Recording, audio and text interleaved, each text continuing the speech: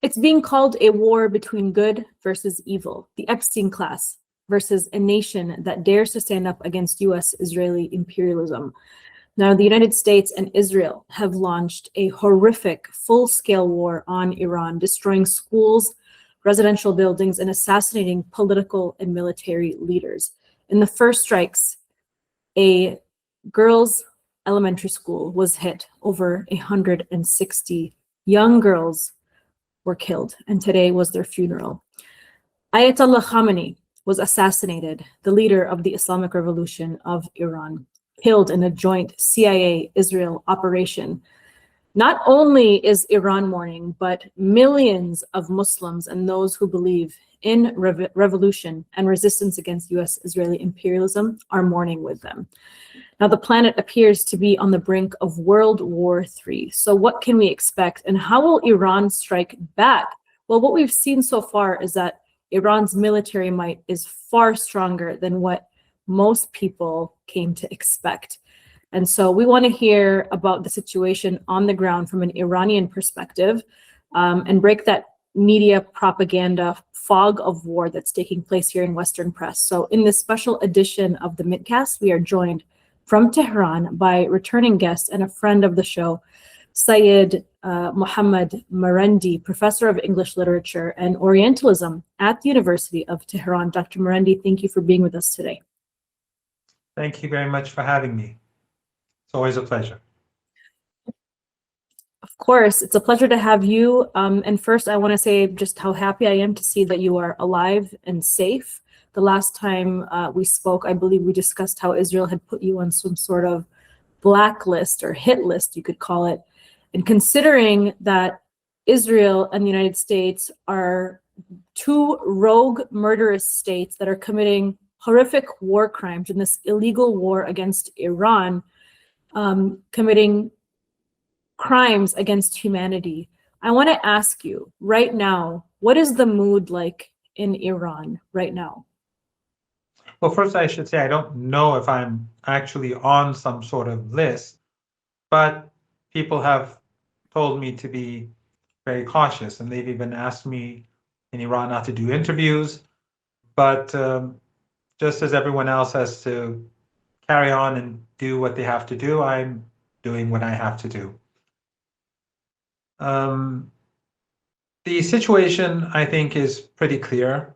The war that we see today was initiated by the Israeli regime and the Trump regime, or the Epstein class, basically out of hostility towards the Iranian people, the Islamic Republic of Iran, because of their independence and because of their stance on supporting the oppressed, in particular the Palestinian people, but also the oppressed in Latin America and Cuba and in Venezuela and elsewhere, where the empire is trying to crush people to get its way.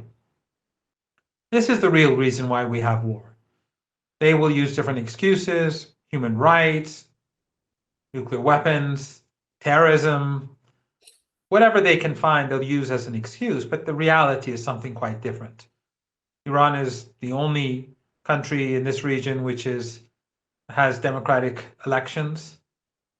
And on the other side of the Persian Gulf, we don't even have elections in most countries, but they're not called regimes. Iran is a regime in Western media and among Western analysts.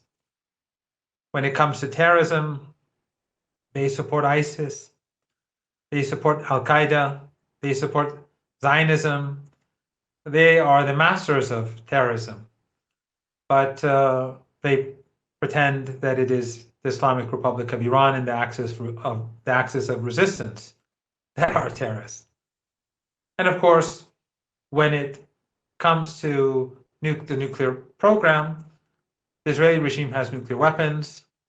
Iran's nuclear program has been under the supervision of the International Atomic Energy Agency for decades, and they have always said that they have never found evidence that Iran's nuclear program was for military purposes. And even the United States government, the CIA, US intelligence has admitted that at least since 2003, that Iran's nuclear program is peaceful. So all of this is an excuse to attack Iran because of its opposition to genocide. And just like the previous war, where the United States pretended to negotiate with Iran during the 12-day war, but was secretly conspiring with Netanyahu to attack Iran, they did the same this time around too. And after negotiations, we saw the excuse me, the Omani foreign minister go to Washington and say that great progress has been made, and then the United States attacked. And Witkoff began to lie about what happened at the negotiating table, which shared no similarity with what the Omani foreign minister, who was the mediator, because they were not direct negotiations, they were indirect negotiations. So they had no similarity with what the Omani foreign minister had to say. So the Americans are lying. They lie about Iran being on the verge of nuclear weapons. They lie about Iran being an imminent threat. They lie about Iran building weapons to strike the United States. This is 2003 all over again. But the difference is that Iran is not Iraq. Iran is not Libya. It is not Venezuela. It is not Vietnam. And this is a bridge too far. The United States has met its match. And despite the overwhelming firepower, the United States and the Israeli regime, its sidekick, or maybe the United States is the sidekick, I don't know, they have failed militarily because Iran has been brilliant. And Ayatollah Khamenei was brilliant in developing Iran's defense capabilities. Iran's drone and missile technology is indigenous, and they've been built in underground bases which are not accessible to the US regime or the Israeli regime. So what do they do instead? They go and bomb civilians. They've been bombing hospitals. They've been bombing schools. They've been bombing squares. They've been doing double tap attacks. One of my friends was witness to one of them. They would strike a place, wait for first responders to go, and then they'd strike again. They've been doing that time after time across the country. They've been bombing airports and destroying civilian aircraft. This is the regime in Washington's policy. And it shows that the Epstein regime in the United States is no different than the Epstein regime in occupied Palestine. They have zero morality, and Western media is captured by the Epstein class. It's owned by the Epstein class. We've had no coverage about the atrocities that have been carried out, especially the atrocity at the elementary school that you spoke about, because they're indifferent to Iranian children. The Epstein class rapes and murders children in the United States, so we should have no expectation that they would not massacre Iranian children and Iranian girls. But on the battlefield, Iran is striking very hard. They are hitting the Israeli regime repeatedly and with great success with their missiles, and they are pounding US positions in the Persian Gulf region with missiles and drones. And while the Arab family dictatorships in the Persian Gulf, which are all proxies of the United States, whether it's Qatar or the Emirates, they may not like each other, but they're both proxies. Al Jazeera is for show. Al Arabiya and all the outlets, Sky News Arabia, all of them are basically tools of empire that serve different purposes for different sets of society or different segments of society. But all these proxies of the United States, they are complicit in US crimes against Iran because all of them host US bases. All of them have allowed the United States to conspire against Iran on their territory, and all of them have allowed the United States to use those bases during this period of conflict against Iran. And so Iran has said those bases and all US assets in these countries will be targeted. So they have nothing to complain about. And we saw the other day when 3 US jets were downed by the Iranians. Of course, the Americans say it was friendly fire, which I think is silly. I think it would be preferred for them to say that it was the enemy rather than their own air defenses, because that just indicates that their air defenses are pretty awful. But those jets were downed over Kuwaiti territory. So it shows that Kuwait allows Americans to use their airspace to strike Iran. And of course, Kuwait is very small.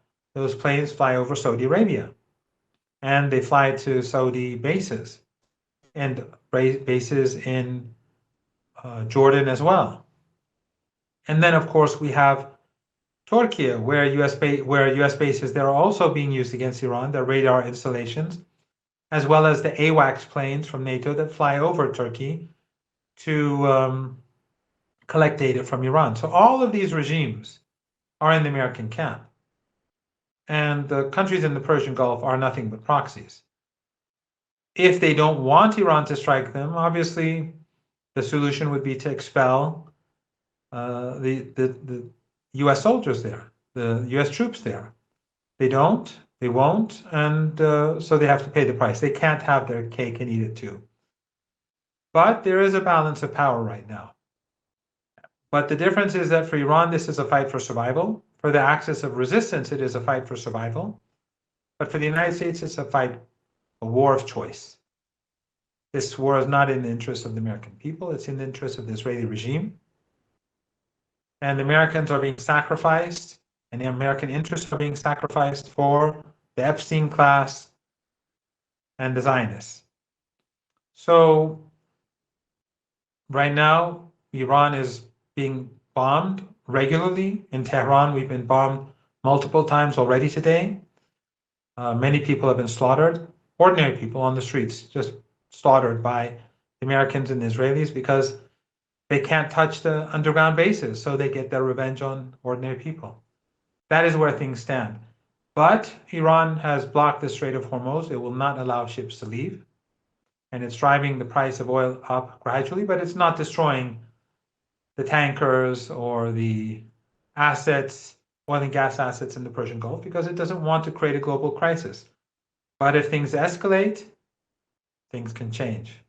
Because Iran will not allow Arab regimes, dictatorships that are proxies of the United States to facilitate the destruction of Iranian civil society and civil infrastructure and get away with it. So we are in a very, very dangerous situation. Things could evolve in a way in which this could lead to a global economic meltdown. Yeah, there's a lot to unpack here. And, you know, being someone who has covered the war, the forever war machine for nearly 2 decades now, since I was a teenager, we've been preparing for this very moment, and Iran has been preparing for this very moment. We knew through Wesley Clark's declarations that the United States has set up Iran for this moment, listing all of the countries that were a target, from Sudan to Iraq to Libya to Syria, and then Iran being the last country. And for every single person that has been following these wars, you have to be a special kind of stupid not to know and recognize that the war in Syria was set up in a way to bring us to this current war. It was to cut off Iran. And so for all of the people that are like in shock, like, how could we have gotten here? It's because we allowed the war in Syria to happen. It's because we fell for that sectarianism. It's because we allowed for that regime change operation to now turn Syria into basically a massive US base. That's how we got here. And, you know, when it comes to some of the fog of war, we have people in the Western press, like Piers Morgan and other, you know, US politicians, even Pete Hegseth of the Pentagon, state that Iran has been threatening the United States with war. And when asked how or why, they said, oh, because they chant death to America. That's their threat of war. I just thought that was so funny because, they're using that chant as if Iran doesn't have a reason to be worried of a US invasion of Iran.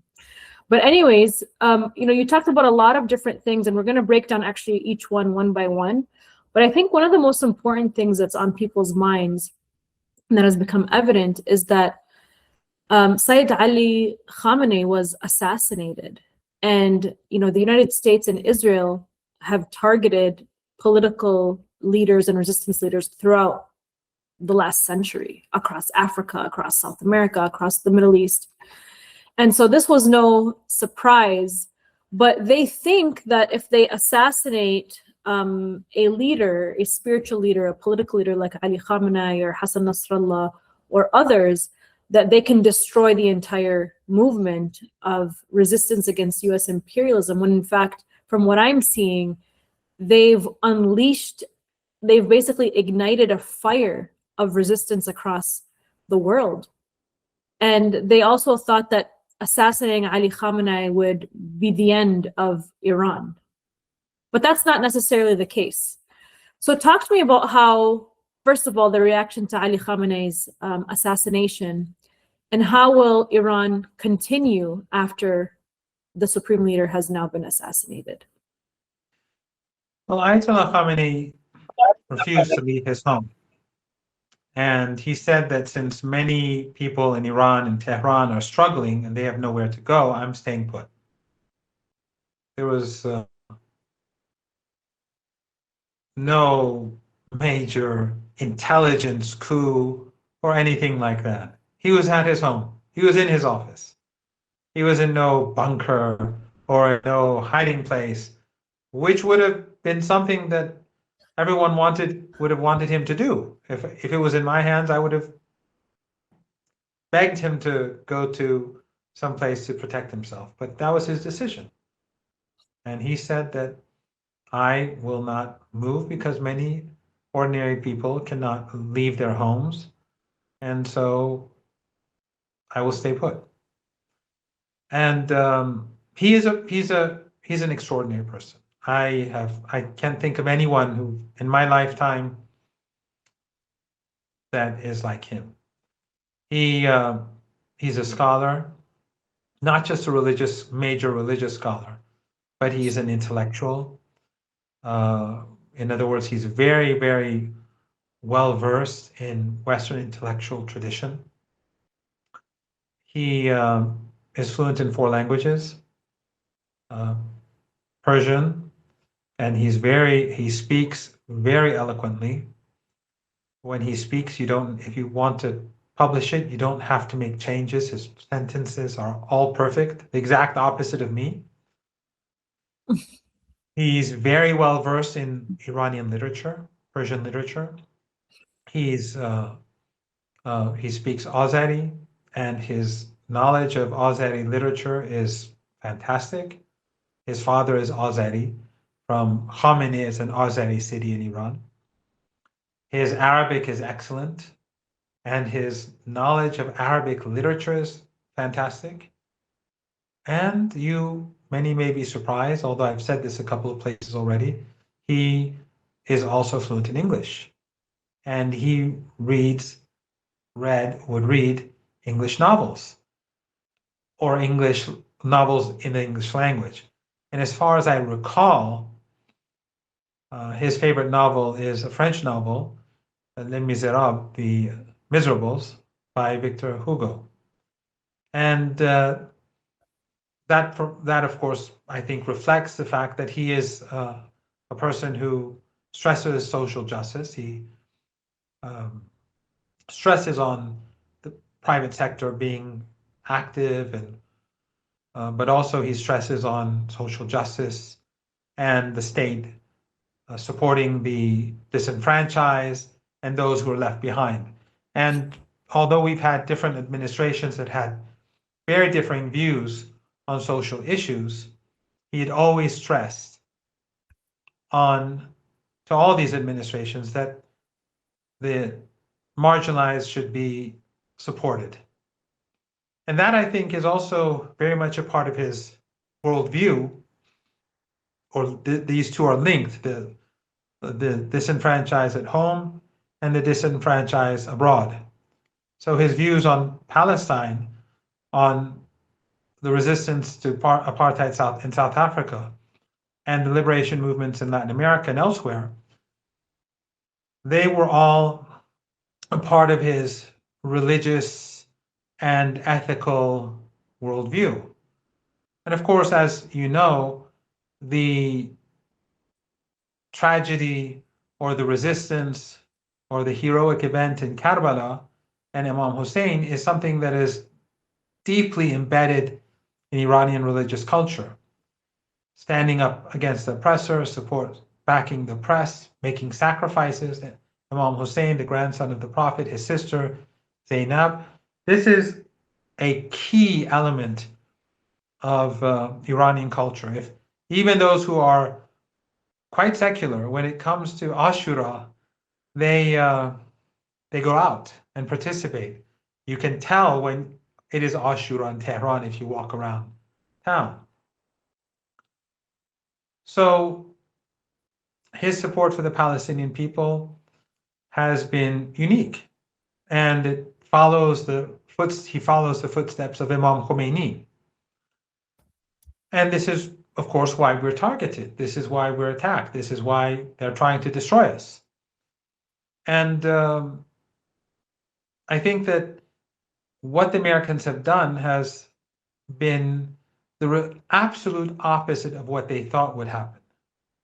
They've made Iranians angry, and even the minority of Iranians who are Western oriented or liberal, or even those who took part in the riots, their worldview has changed over the past few days.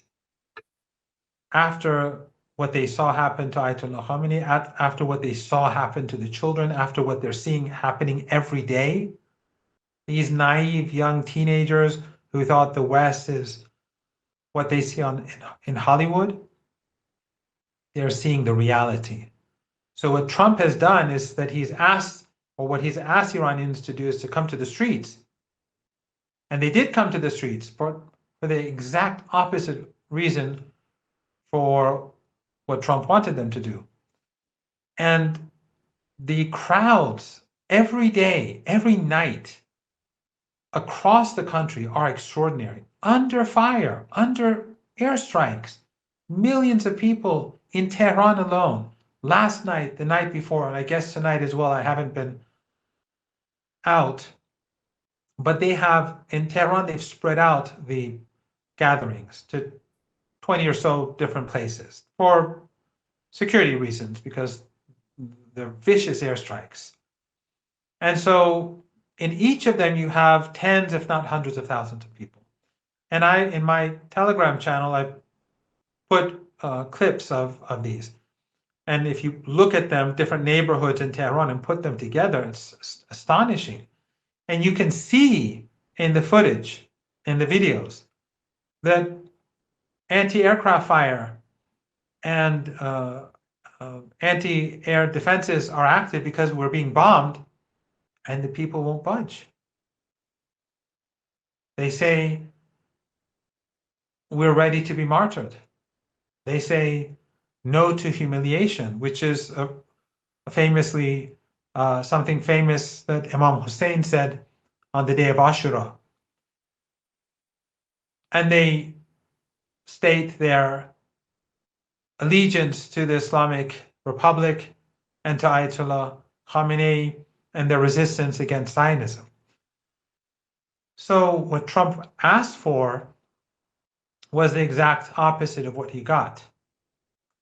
And then this Orientalist view that dominates in the West about Iran and about all of the non-Western world, of us being backward and incapable of governance and not sophisticated like them, it turned out to be the opposite. Ayatollah Khamenei devised, and his team devise a defense system with indigenous Iranian technology, advanced drones, and missiles. When other countries across the world were still working on conventional means of fighting, aircraft, tanks, the Iranians were looking to the future. And at a much lower cost, they developed high-tech defense capabilities. And where did they put them? Deep underground, so that airstrikes couldn't destroy them. So they built hundreds of underground bases full of missiles and drones for over 20 years. And the West keeps saying that their missiles are about to finish or their drones are about to finish, but they keep firing and firing, and they haven't even used most of the underground bases. And they're using their older technology. Most of the missiles that are being fired now are 20 years old. Most of the drones that are being fired are old, first-generation drones. They're using them both to strike the enemy, but also to deplete their air defenses, which are very expensive. So these drones and missiles are cheap for Iran and old, and those air defenses are very expensive. So Iran is depleting them, but they're also getting through. And we haven't even reached the phase where the Iranians will use their newer capabilities. And this has frustrated Trump and the Epstein regime. And this is why they're viciously targeting people on the streets of Tehran and slaughtering people across different cities in the country, and even bombing towns and villages and destroying multiple hospitals and destroying the Red Crescent Society, the main building of the Red Crescent Society in Iran. It was destroyed. And the Center for Emergency Services in the country, for ambulances and so on, they destroyed it. And airports, they're destroying the civilian planes, the passenger planes, because they're vicious and because they're frustrated, because they can't stop the Iranian military from fighting back. So Iran is standing firm against the empire, and the empire is a coalition. All these proxies in the region, in the Persian Gulf, Erdogan is not much better. In Jordan, the European Union, the collective West, all of them against Iran. Yet, because of their determination, their beliefs, their steadfast worldview, and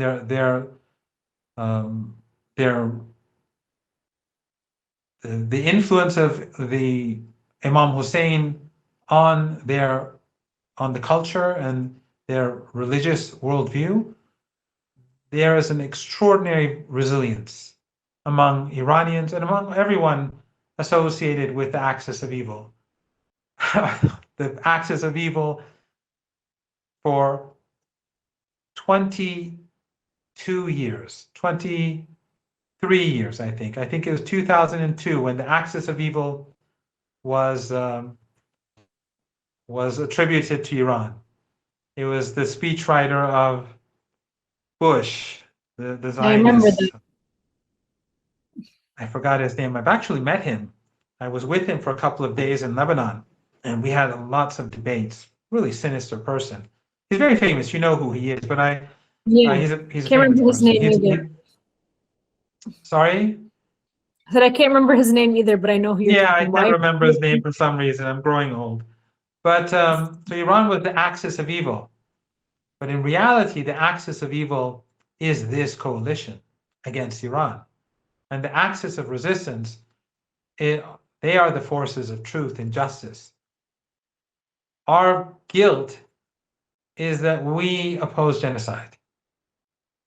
Our guilt is that we're guilty of opposing ethnic cleansing. We're guilty because we say Palestinians are not Amalek. They're equal human beings. We're guilty because we don't believe in a master race.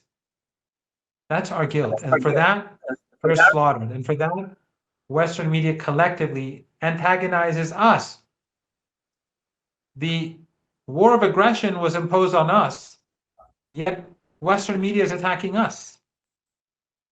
It's quite stunning, but I think for young people, but for me, I expect nothing other than the behavior that we're seeing in Western media. This is not the free world. The Western media is controlled by the same people who control the US government. And the Epstein files, I think, have made all that clear, even though we're only seeing the tip of the iceberg. So in any case, the point that I'm trying to make after all this is that the situation is very painful and tough. And as we speak, innocent people are being murdered by the West, and the Western media is trying to whitewash the crimes. But Iran's military capabilities are extraordinary, and Ayatollah Khamenei was brilliant in devising this. And the government and the state, despite all these airstrikes across the country, they're able to manage. We don't see huge queues or lines of people trying to get bread or other goods. Life for now is normal under these horrific circumstances. And I think that is a major achievement. But I ultimately believe that this war, though there will be lots of pain and suffering in the days ahead, thanks to the criminal West, that Iran will deal the United States a decisive blow, and it will impose a strategic defeat on Trump and the regime in Washington. And it seems, like you said, that the United States and Israel are really shooting themselves in the foot, because even the people that may have been calling for, U.S. help, like you said, like the very small minority of Iranians that believed in Western way of life, they're now seeing that the United States and Israel don't care about them. They just care about killing people and killing children, because that's what the Epstein class does, is that they specialize in war crimes, in pillaging, in raping, and in murdering innocent people. And if the genocide in Gaza was not enough for the world, now it's become a turning point for so many people, because they know that Iran was the only country in West Asia that was supporting Palestinian liberation and resistance, with the help, of course, of other groups with Hezbollah and in Yemen, because it was obvious that the countries in West Asia and the Middle East were being split into the axis of assistance, which are the countries that assist Israel. That's the US and all the Arab Gulf states, along with Morocco, Egypt, Jordan, Bahrain, Saudi Arabia, Qatar, especially the UAE, versus the axis of resistance. And so I think it's been a really big surprise for even those countries to see just how powerful Iran's response has been. In the US media, it's being reported that the United States has lost, I think it was maybe four soldiers, US soldiers. And of course, because of the censor in Israel, we're not really getting the full picture of the damage inside of Tel Aviv and all the Israeli military bases. But I would like to hear, and I think a lot of people would like to hear from the Iranian perspective, because I've heard from Iranian media and Russian media that it's actually, I think it's over 500 US soldiers have actually been killed. And the destruction in Tel Aviv has been quite severe. And the destruction across US bases has been quite severe. I've read that the Iran, targeted, I believe it was Amazon buildings, US bases across the Middle East. So can you tell me about, from the Iranian perspective, the blows that the United States and Israel have taken from Iran? Yes, the Iranian missile strikes on Israel have been very effective. And almost all missiles, and they're hitting different cities with huge devastation. But the censorship in occupied Palestine today is much greater than it was during the 12-day war. But but Iran has evidence of the strikes because they have their own sources and satellite images and so on. With regards to U.S. assets in the Persian Gulf, which are not just military assets, but U.S. assets, the devastation has been great, and it's not something that can be hidden. And the cost to the Iranians is almost nothing. As I said, these are old drones and short-range and medium-range missiles that are all older generation. And these expensive U.S. air defenses have been largely ineffective and more costly to use. I mean, the damage that they do to the budgets of the country by firing is probably in many instances greater than the damage that the drones can cause, which is quite extraordinary. But the U.S. casualties are higher than what the Americans are declaring. I don't know the real numbers, but I think, and I may be wrong, I didn't watch Tucker Carlson's program, but apparently he said the casualties are higher. But the biggest point is that Iran is destroying the infrastructure and destroying infrastructure in Palestine as well as in the Persian Gulf region. And it is making it very costly for the United States. The United States is forced to station its jets far away, so they have to refuel just to get to Iran and refuel again to get back. So the air campaign against Iran is costly. While they're murderous, they're very costly, and they cannot carry out as many airstrikes as they want because of the distance, because Iran missiles strike those bases. So they have to move further and further away. But in addition to that, the U.S. has a shortage of ammunition, and it is all very costly to make and to bring to the region, and to produce and to then transfer it to our region. So the war is becoming very costly to the military. It's being costly to U.S. infrastructure, and it's not just military infrastructure. You alluded to Amazon. These are U.S. assets. But also the price of oil, the price of energy has gone up very significantly, and the price of natural gas has jumped. So Iran is able to increase pressure, and as I said, Iran has not yet used its most sophisticated weapons, nor has it even begin using its most of its underground bases. Most of the strikes are carried out from bases that were already being used during the 12-day war. So the Iranians want to keep their assets hidden from the United States until the time comes. And we've seen Iranian missiles hit targets also in the UAE and Saudi Arabia, and they've released statements that they don't necessarily want to enter the war, but they will act accordingly if these missiles hit civilians.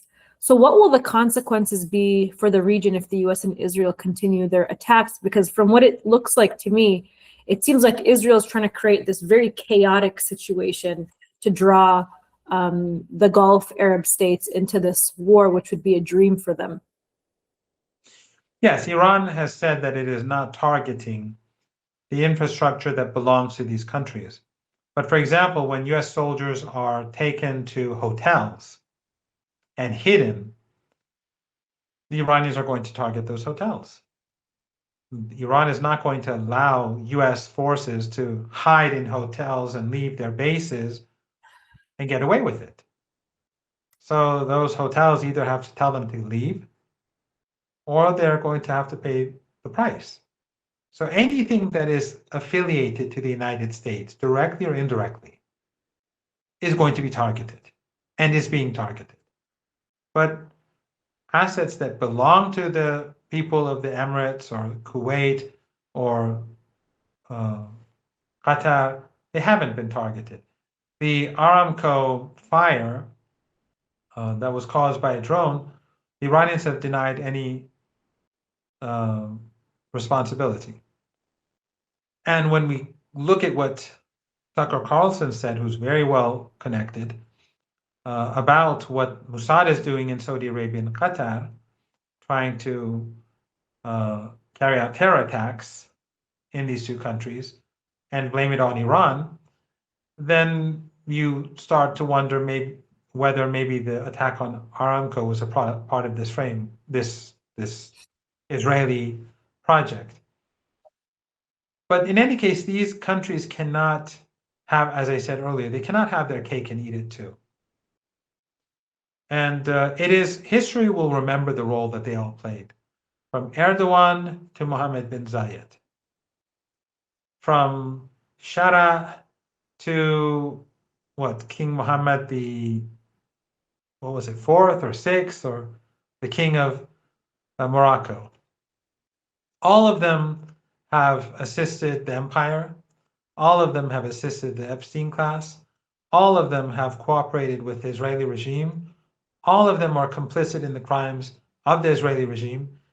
And the irony is that the US ambassador has openly stated what the real US foreign policy is, the unofficial US foreign policy. That if the Israeli regime takes this entire region, that's fine. Yeah. And the country that's least affected is Iran. Iran is further away than any of these other countries.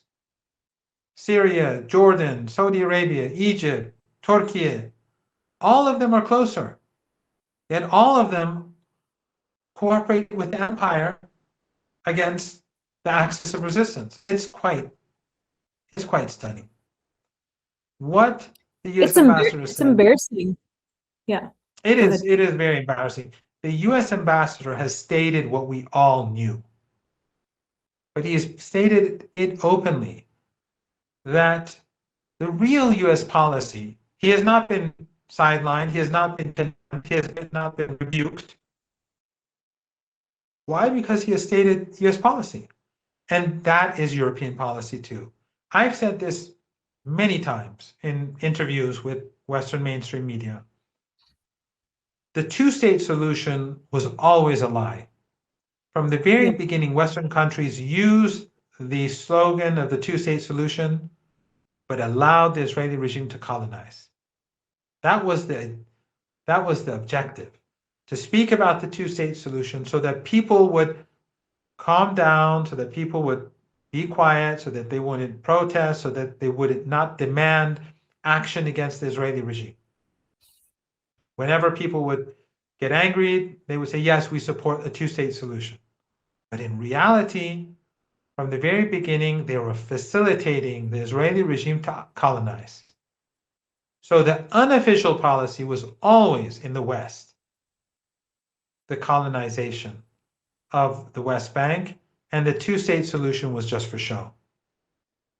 Today, the real policy of the West, and back then too, but this is like that, the real policy of the West is the colonization of the entire region, but the policy that they state publicly for us, so that we remain quiet and we go about doing our own things and we do not rise up against this conspiracy, is that they respect the sovereignty of Jordan, of Lebanon, the two-state solution, of Egypt, but it's all a lie.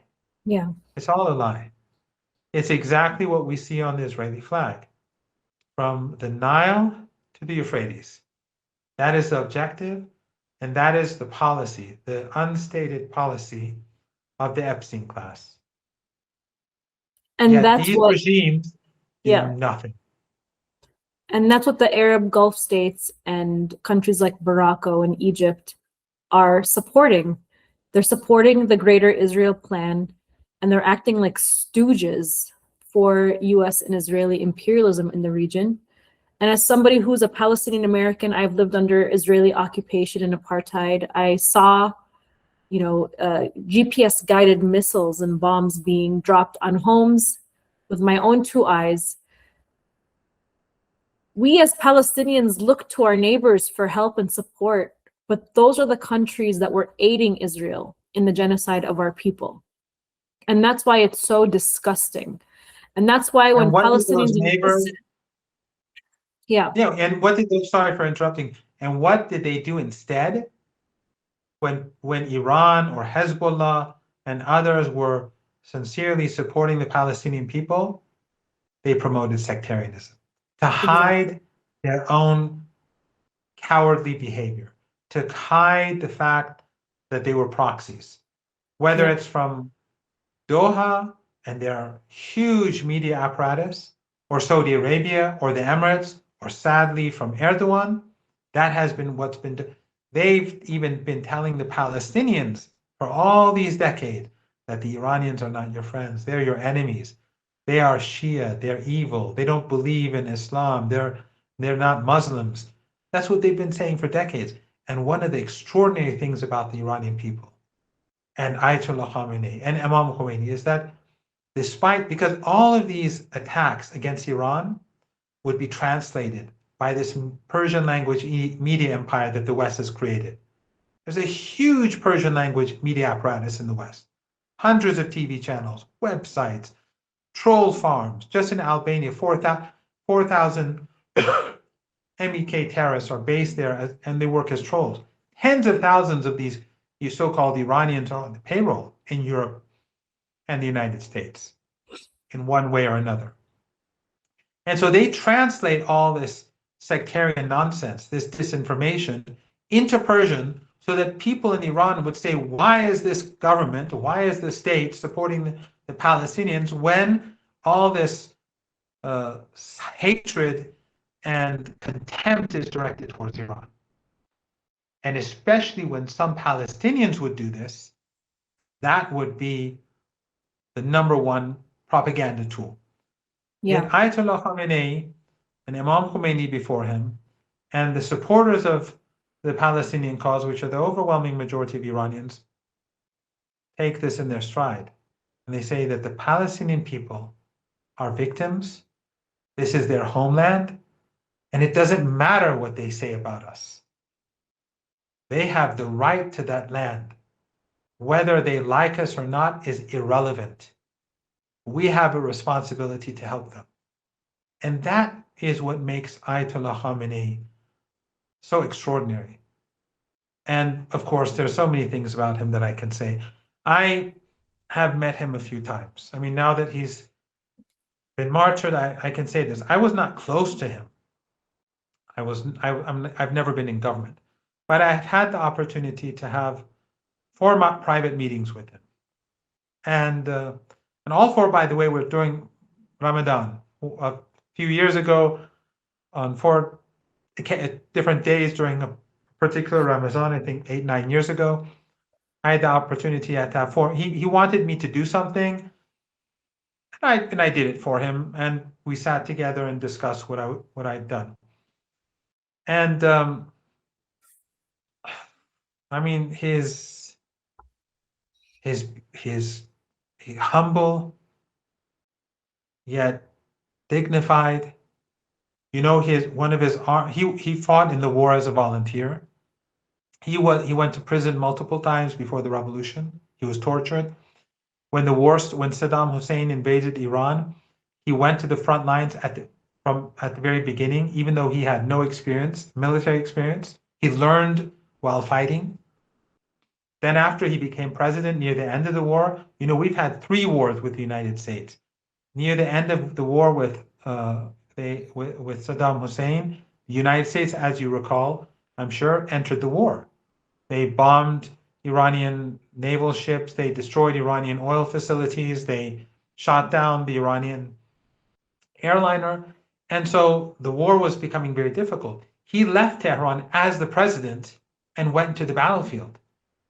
He was in the front lines and he was a target. He was the president, but he had no fear. Just like when he was martyred, he said, I'm staying here. So this is the sort of person that he was. And that's what made him all of these qualities and characteristics, super clean, his children, his his immediate family. None of them have businesses. Even though I have no problem, people don't have problem with businesses, but just to be on the safe side, he didn't allow any of his immediate family to have even a shop. They all went and studied, taught in religious studies at seminaries or at universities. An extraordinary man. And but he created he trained millions of people who are prepared to die for truth, for justice. And that is why the Americans are going to fail. Imam Khomeini is one of the most dehumanized and misunderstood leaders of our time. Really, the way that he was portrayed in Western press is so disgusting. But really, it was just a reflection. The oil and gas funded Arab press, the press funded by these despots in the Persian Gulf. Yeah. Well, the way they portrayed him was just a reflection of them, right? Oh, yeah. It was a reflection of them. They portrayed him as somebody who didn't care about women's rights. They portrayed him as this wealthy, man that was hiding his millions and trillions of dollars.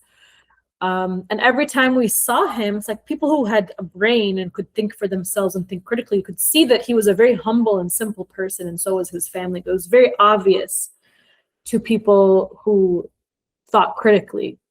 And even just the way that women are being treated in Iran has been so misconstrued across the Western press, when we have literal politicians who are raping teenagers. I mean, if you want to talk about like just how women and girls are treated, our politicians have been raping, molesting, and eating literal girls and children and boys. I met and we also in Moscow. Yeah.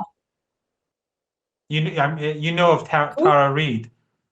Tara Reid, she was Tara Reid, yes. Tara Reid. She I met her a couple of times in Moscow. She's one of the victims. Biden molested her and and destroyed her life. Yeah, it's horrific. I mean, all of it is projection against Iran to dehumanize the leader of Iran, the leader of the Islamic Revolution, who defied US and Israeli imperialism and who was successful in building and rebuilding an entire nation and military structure to protect itself from what we know as the greatest superpower, right? The United States is the greatest superpower, and yet they're taking all these massive blows from Iran because they completely undermined Iran. And Iran carries a lot of power with the Strait of Hormuz. And I want to end on talking about the Strait of Hormuz because that's the waterway between Iran and Arabia, and now Iran has effectively closed it. So the strait, you talked about it a little bit, but that strait is crucial to world energy production and transportation. So what is this going to mean for ordinary people around the world? And will this put enough pressure on the United States to back off from this war? Well, if the Iranians continue to block the Strait of Hormuz, the price of oil will continue to go up and the energy costs will go up. The price of oil has already gone up substantially. Before this episode, a few weeks ago, I think it was below $60 a barrel. I'm not sure, people can look it up. But now it's over $80 a barrel. And it will continue to go up because these ships are going nowhere. And therefore, gradually the production of oil and gas will stop. And if it escalates, then that could lead to all-out war and the destruction of everything in the Persian Gulf region. Already, the United States is using these countries to bomb Iranian airports and to destroy airports and airplanes and to destroy hospitals. At some point, retaliation may be deemed to be necessary. If that happens, then the price of oil can easily go up to $200 a barrel. Easily. And that would lead to global economic collapse and a Great Depression. Wow. It really seems like they've got something on Trump, to the fact that, he's always been not wanting a full-scale war with Iran, but here he is waging this war for Israel, considering how devastating this is, not just to the United States, but to the entire globe. It seems like that's what Israel wants. Israel wants the world, the region, in absolute chaos while it continues to genocide Palestinians and expand its Greater Israel plans and advance its technology and surveillance state. It's not just Israel, it's the entire Epstein class. It's those murderers and rapists who are overlords of the Western world, and who we've only seen the tip of the iceberg. We've seen the tip of the iceberg. No one is being taken to jail, no one of importance. And instead, Trump goes and attacks Iran to distract attention away from the horrific details of what is really going on behind the scenes in the United States, which shows that there is no democracy. The Democratic Party and the Republican Party, they're one and the same. They're controlled by the same people. And these people are above the law. And they can do whatever they want to whoever they want. And that is what they do. They look in the mirror and see themselves and say, that is Imam Khomeini. That is Ayatollah Khamenei. Those are our opponents. That is what they're like. But that's what they are like. And we're seeing that for the first time publicly. And that's one reason probably why we have this war too. They need to distract the attention of ordinary Americans away and Europeans away from what is really happening. Yeah, and we don't want to take away any credit from the U.S. Military, Uncle Sam, because the United States is the largest terrorist in the entire world. And the time for civil disobedience is now. If we were not angry enough at the genocide in Gaza, if we were not angry enough at the fact that Trump and all of these Epstein class people, this pedophilia class, are raping and eating babies, right? They're eating and raping babies, kidnapping little boys, committing so many horrific crimes against children. What will it take for the American public to be angry enough? Like, I feel like this is like just the end. Like, how much more, like how much worse can it get? What else are we waiting for? Like, this is the time now for civil disobedience. And for the people that are in West Asia, all of the Arab countries, the time for civil disobedience is now as well, because Israel is using every single one of these countries to pump itself up, to make itself more powerful. In the end, it's all of us. We're all Amalek, right? We're all the Goyim to them. And that's clear from the Epstein files. That's what was told and said openly and clearly. It's like every conspiracy that has been told about Israel has come true at this point. And so the time for civil disobedience is now. And this is just the tip of the iceberg. Imagine what's in those files that they're not releasing. Must be infinitely worse. I mean, I guess that we only saw 3%. And if that was just 3%, I cannot even begin to imagine what the other 97% of the files and those documents and emails are going to show us. And I think they're dehumanizing us. I think they're setting people up, just the public in general, because it is a little bit weird that the United States government would even release such files. But it seems like they're dehumanizing us, they're numbing us, and preparing us for something far worse. And even with the genocide in Gaza, people became numb after so many years watching children getting blown up. So now when Iranian children are getting blown up, do Americans really care? Are they numbed? That's horrifying. Well, that's horrible. Horrible to think about. Many Americans don't care. Yeah, many Americans don't. I think a lot of Americans probably do care, but many don't care. Yeah. I mean, those who continue to support the regime, despite all this material that's come out, they'll support them no matter what it does, unless it hits their pocket.